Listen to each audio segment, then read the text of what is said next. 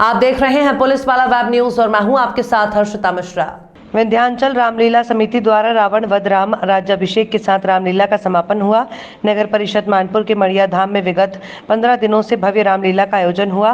भगवान श्री रामचंद्र जी के जीवन वृत्तांत को सबके समक्ष रामलीला मंडली द्वारा प्रस्तुत किया गया। अखिल ब्राह्मण में भगवान श्री राम को मर्यादा पुरुषोत्तम के नाम से जाना जाता है। त्रेता युग में सरयू किनारे अयोध्या नगरी नामक स्थान में भगवान श्री रामचंद्र जी का जन्म हुआ। रघुकुल में चक्रवर्ती राजा दशरथ के यहाँ कौशल्या माता के गर्भ से जन्मे भगवान श्री रामचंद्र जी का अनुसरण करते हुए समाज को नई दिशा मिली। हमें अपना इतिहास जानने का मौका मिलता है। धर्म और संस्कृति, परोपकार जैसे शब्दों से मानव जीवन में कुछ नया जानने का मौका मिलता है। हमें रामायण से ही रामलीला के माध्यम से अपने माता पिता और बड़े बुजुर्गों को सम्मानित करने का ज्ञान प्राप्त हुआ है। भगवान श्री रामचंद्र जी ने अपने माता पिता और गुरु की सेवा की। माता पिता और गुरु को भगवान से भी ऊपर का दर्जा दिया। अत्याचार और अधर्म को समाप्त करना, भक्ति भाव से शबरी आश्रम में जाकर शबरी के यहाँ शबरी के हाथों दिए झूठे फल को खाना, मित्रवत व्यवहार का पालन करते हुए निस्सहाय कमजोर सुग्रीव का साथ देकर वाली का वध करना, सीता जी खोजते हुए हनुमान जी जैसे परम ज्ञानी तपस्वी बाल शक्ति भक्त का मिलना, मानपुर मड़िया धाम में चल रही श्री राम कथा जिसे रामलीला के माध्यम से दिखाया गया। प्रत्येक छोटे छोटे वृतांतों को दिखाया गया, जिसमें भाई भारत जी, लक्ष्मण जी, शत्रुघ्न जी के विषय में बताया गया कि बड़ा भाई पिता तुल्य होता है। दुख की लाठी खाने के लिए भाई सदा तत्पर रहता है कि मेरे भाइयों को दुख और तकलीफ छू भी ना पाए। वैसे ही छोटे भाइयों का भी फर्ज बताया है। भरत, लक्ष्मण, शत्रुघ्न जैसे त्याग करने वाले भाई संसार में सभी को मिले।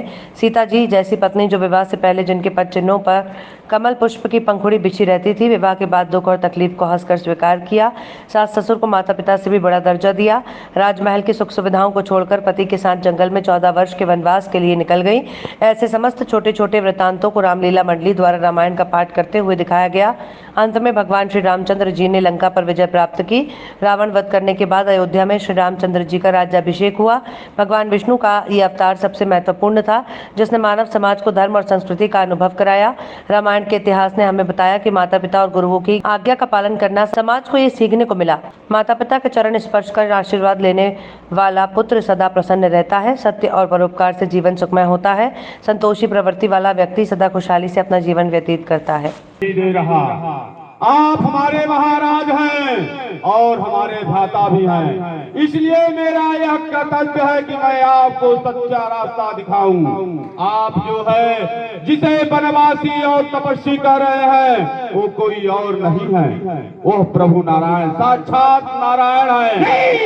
और आपने जिसके हर के ले आए हैं और अपने अशोक वाटिका में रखे हैं वो कोई और नहीं, जगत जननी जगदम्बा है।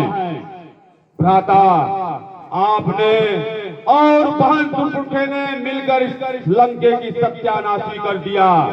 अब इसकी कोई उम्मीद नहीं है। आपकी तो मती कुंभकर्ण तो मेरे शत्रु को श्री राम से संबोधित करता है। महाराज, जो सत्य है उसे टाला नहीं जा सकता। वो श्री राम है तो उन्हें श्री राम ही कहा जाएगा।